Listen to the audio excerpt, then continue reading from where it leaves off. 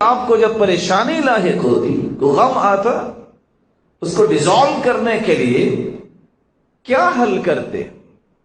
كان اذا حزبه امر صلى، آپ کو جب بھی کوئی پریشانی لاحق ہوتی تو آپ اللہ ذو الجلال کے سامنے نماز کے لیے کھڑے ہو جاتے۔ پریشانیوں کو دور کرنا اتنا ہی دور ہے جتنا انسان کی پیشانی زمین سے دور ہے۔ عبد الرحمن ابن عوف رضی اللہ تعالی عنہ جب بے ہوش ہوئے، گھر والوں نے سمجھا کہ شاید اللہ کے پاس چلے گئے۔ کمال کی سوچ تھی اس انسان کی، کبھی موقع ملے تو اس کی زندگی کے حالات پڑھیے گا۔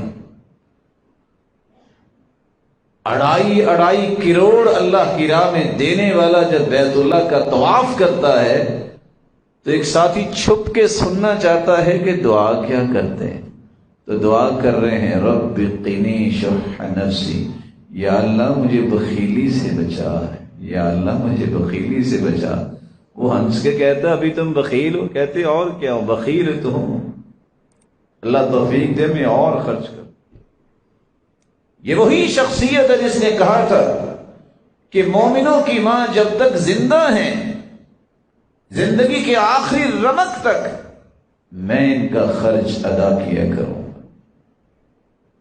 رسول اللہ صلی اللہ علیہ وسلم کے بعد یہی وہ ہستی ہے کہ ڈھونڈ کے اپنا گھر مسجد کے ساتھ بنایا۔ بیوی گھر سے نکلی اور مسجد میں جا کے نماز پڑھنا شروع کر۔ جا کے کسی نے کہا یہ کیا؟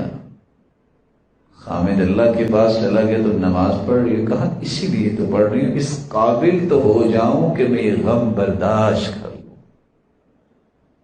سیدنا عبداللہ ابن عباس رضی اللہ تعالی عنہ سواری پہ سوار ہیں، کسی نے اطلاع دی بھائی فوت ہو گئے، سواری کو روکا، نماز شروع کر دی۔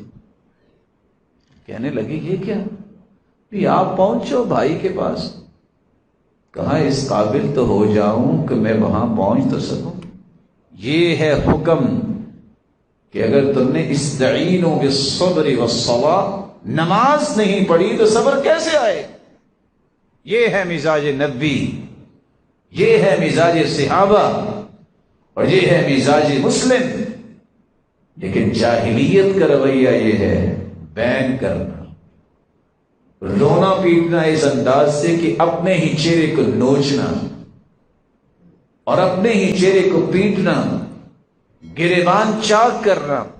اس لیے رسول اللہ صلی اللہ علیہ وسلم نے فرمایا لعن اللہ الخامشۃ وجہها والشاقۃ جیبها والداعیۃ بالویل والثبور، لعنت ہے اس عورت پر جو اپنے چہرے کو نوچتی اور پیٹتی ہے، اپنے گریبان کو چاک کرتی ہے اور جاہلیت کے بول بولتی ہے۔ لیس منا من لطم الخدود وشق الجیوب ودعا بدعوى الجاہلیہ، جو اپنے ہی چہرے کو پیٹتا ہے، گریبان چاک کرتا ہے، جاہلیت کے بول بولتا ہے، سرتاج رسول نے فرمایا اس کا میرے ساتھ تعلق ہی نہیں ہے۔